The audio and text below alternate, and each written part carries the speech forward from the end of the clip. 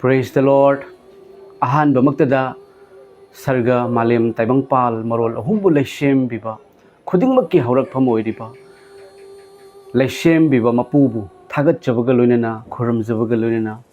yengbi riba masung tabi riba nungsijerabai chilinau iche chalima pabung sing marup sing oja sing mayam pumnamakpu dayanan laishramna thamoidagi nungsiba masung ikai khumnaba uchai mayam ngasi yam nungsiba karigumba ma mayam da yenghanjage haiduna amasung karigumba kharadang mayam da request tawjage haiduna mayam ngasigi wapau se ina semjebani mayam video amakhak yenghanjarake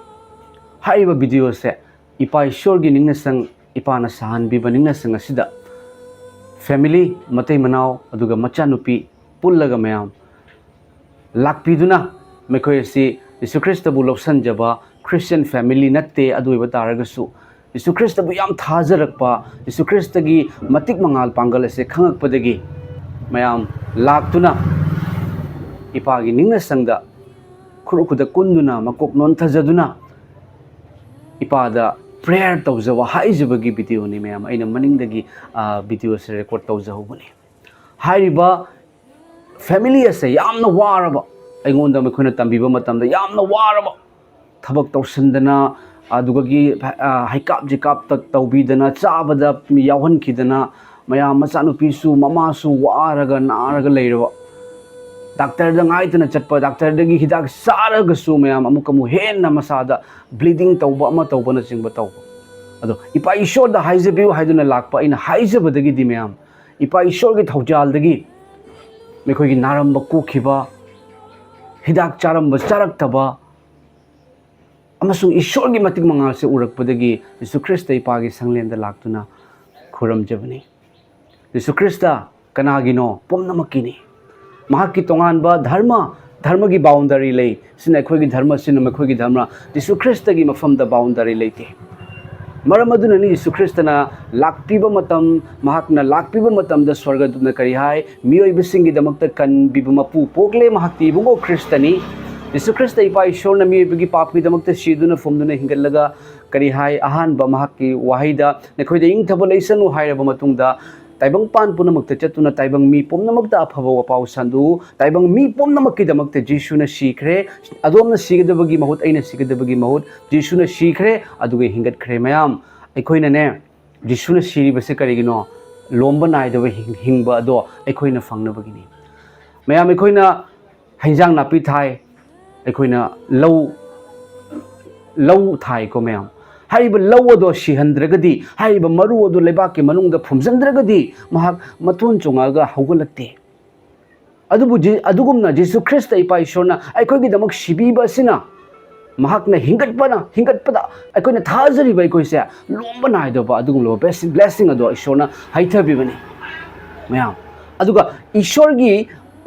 maru ado ishorgi wahai aduni mayam haiba ishorgi wahai ado noluk chaba thamoi ai iral yam leiko haina aiko noluk chaba tuktha jaba ai se papi amani isagi iral ya jaba missing haibadi afaba lei hauda takiba sing ado aduga ipagi thauchalna loineraga haugalakpa matamdane mahai mayam palakani haiba mahai sing ado aram khaurangduna leiriba mi sing charaga mekhoi mabuk thangani jamna saba matamda adomgi manakta changaga arum phangani mayam aduga awana kaya kokangani mayam asini Yesu Christ ipa ishor mahakna sibado aikhoibu kanbina mugi damaktani maramaduna mahakna hingat khibani mayam ichilnaw sing che chalima pabung sing family ase yam nungsi mekhoigi mathakta thajaraba mayam na su prayer tawbiu mayam thagachari ahanba video matek si yengbiu matungda ikharadang phungdok sarake praise the Lord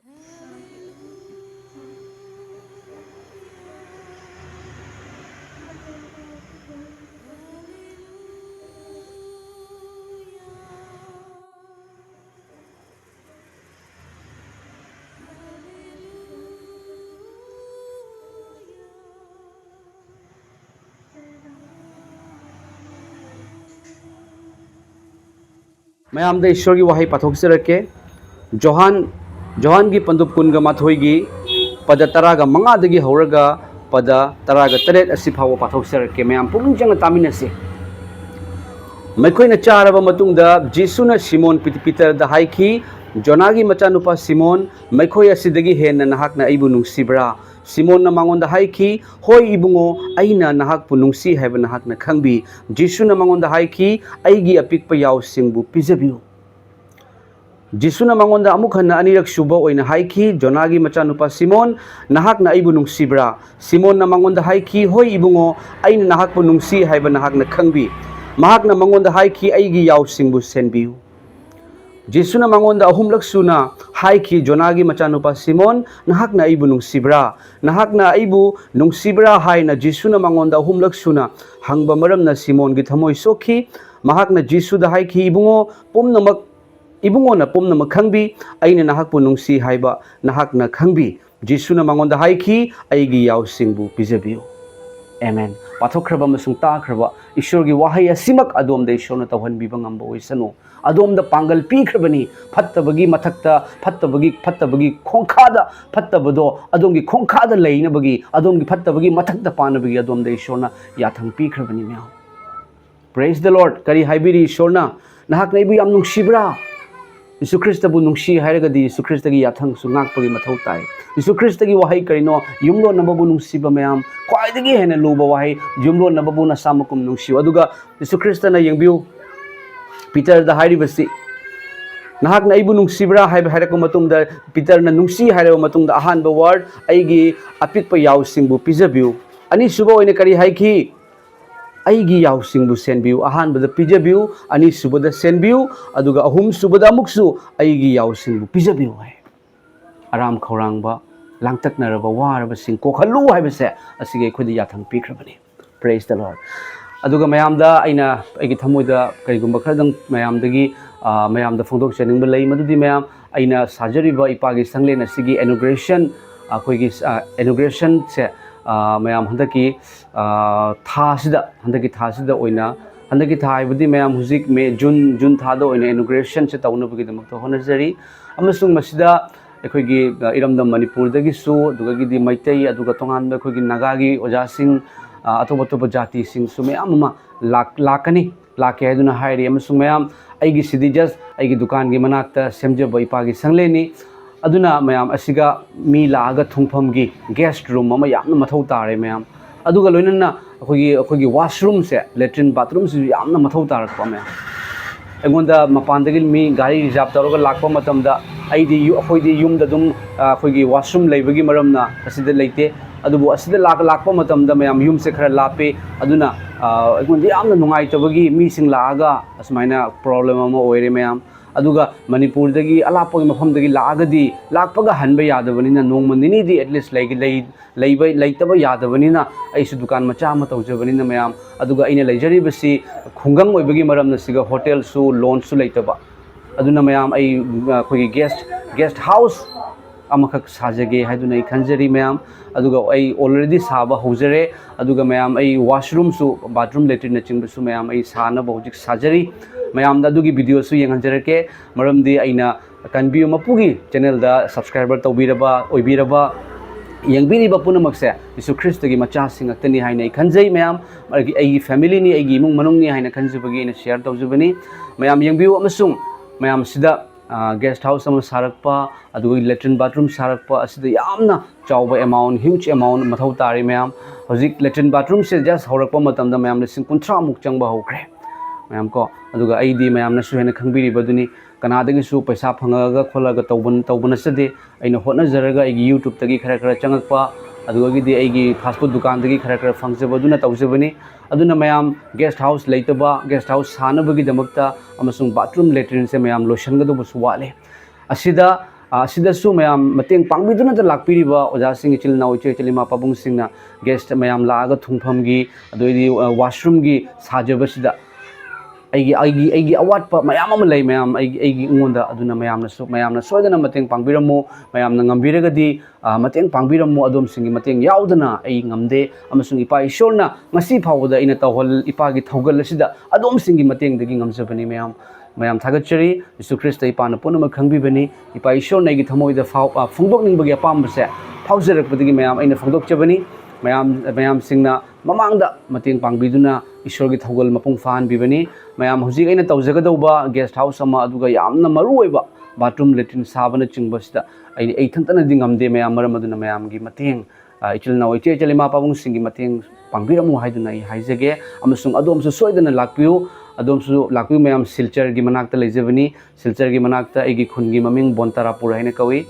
ma'am को अदुगा ma'am लाक्पियु एगी Pagi निंगना संगदा लागा खोय ma'am उनरगा ma'am अखोय prayer तौमिनसी अहाव अमसु चामिनसी अखोय तोंगान तोंगान मफमदा लेबा तारगसु अखोय हक्चांग कयात अमतनी ख्रिस्टगी हक्चांग कयात अमतनी को ma'am हाइबसे फाउजै थागचरी ma'am अइना साजरिबसे हजि साबा होगचरे असे ma'am द यंगहनजरके अइगी गेस्ट हाउस अदुगा वाशरूम से वाशरूम हाना साबा होजरकपनी मैम ना सिदा सोइदना मतेंग पांगबिरमु मैम मरमदि अदोमगी मतेंग यावदरगदि अइना ngamjagado नथे थागचरी सोइदना ngamhanbigani pa ishorna aduga ipagi thogol hene hene tawba ngambo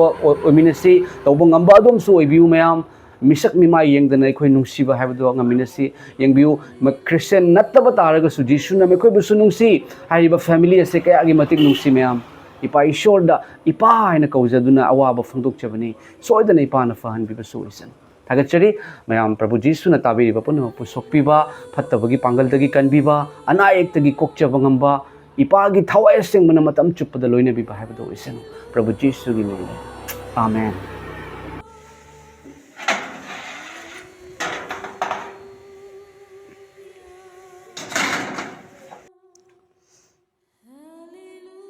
इचे अखोइगी बाथरूम लेट्रिन बाथरूम से सारी टेंकी नीचे खर वांगहनगे प्रेज द लॉर्ड मैम असिदा अखोइगी मिस्ट्री सिंगना सेम सारिबसी मैम अखोइगी वाशरूम नि बाथरूम लेट्रिन बाथरूम नि मैम आइगी पागी संगलेन सिदा मैम अखोइगी थाजबसु यीशु ख्रिस्टबु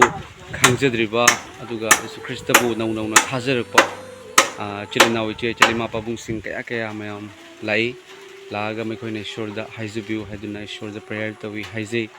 अदुबु मैम अखोइगी वाशरूम लेतबगी मरमना लेट्रिन बाथरूम से लेतबगी मरमना एंगोंदा खतंग मैम सिंग लागा मैम खर प्रॉब्लम अम ओइरे अदुना आइना तानारगा मैम लेट्रिन बाथरूम अमसिगा साजबनी असिगिदमक्ता तिनसु अखोइगी अतांग मतमदो मैम लौजरे अदुगा स्ट्रक्चर से यंगबि उना तौरगा से केनोनि सिगा लेट्रिन सु बाथरूम सु ओइरकदौबनी सोनगी सिना मैम टेंकी नि टेंकी सु जंगहनजरके टेंकी से फुट तरुक लूबा अदुगा फुट मरी ना पाकपा बड़ी मात्रा हो बोल रहा बोलो सिनी मैम की लूबा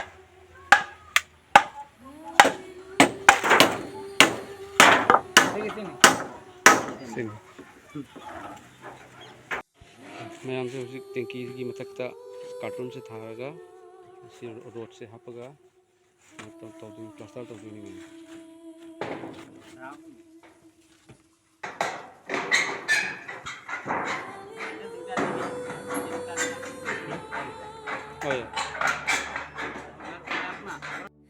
मथक से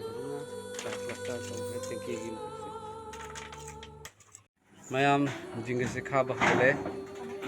मचू से मैम अंगांग बगी मचू होइना हाई की बतगी अंगांग बगी पुरगा लाए लोने खारनी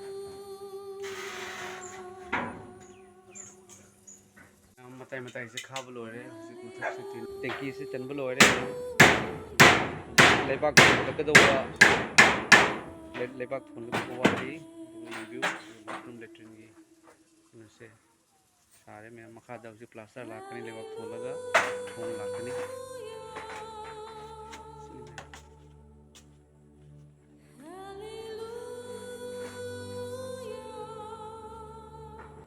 प्लास्टर लाकनी